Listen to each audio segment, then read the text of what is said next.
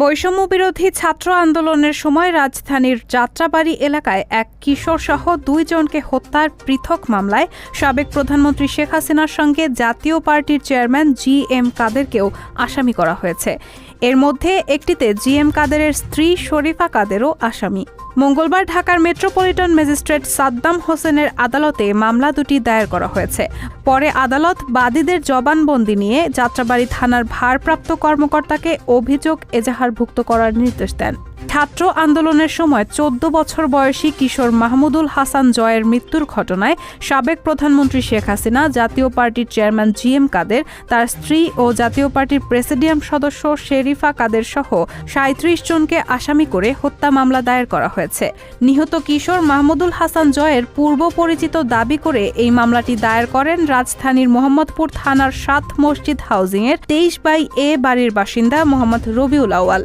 তিনি বর্তমান ঠিকানা হিসেবে উল্লেখ করেছেন যাত্রাবাড়ী থানা এলাকার শনির আখড়া ওয়ালটন শোরুমের সামনে।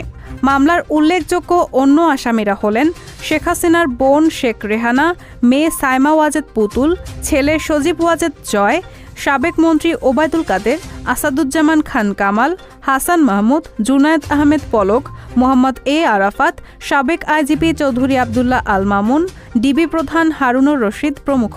মামলায় বলা হয়েছে 14 বছরের কিশোর মাহমুদুল হাসান জয় বৈষম্য বিরোধী ছাত্র আন্দোলনের সক্রিয় সদস্য ছিল। গত 5 আগস্ট সেই ছাত্র আন্দোলনের ডাকা মার্চ টু ঢাকা কর্মসূচিতে যোগদান করে। ওই দিন সকাল 11টায় যাত্রাবাড়ির শনির আখড়া ব্রিজের কাছে পৌঁছালে অন্যান্যদের সঙ্গে মাহমুদুল হাসান জয়ও গুলিবিদ্ধ হয়। গুরুতর আহত অবস্থায় তাকে ঢাকা মেডিকেল কলেজ হাসপাতালে নিয়ে গেলে দুপুর 2টার দিকে কর্তব্যরত চিকিৎসক তাকে মৃত ঘোষণা করেন। মামলায় অভিযোগ করা হয়েছে বৈষম্য বিরোধী ছাত্র আন্দোলন দমন করার জন্য সাবেক প্রধানমন্ত্রী শেখ হাসিনা সহ আরজিতে বর্ণিত আসামিরা পরস্পর যোগসাজশে পরিকল্পিতভাবে শান্তিপূর্ণ আন্দোলনকারীদের মিছিলে গুলিবর্ষণ করে, ফলে মাহমুদুল হাসান জয় নিহত হন।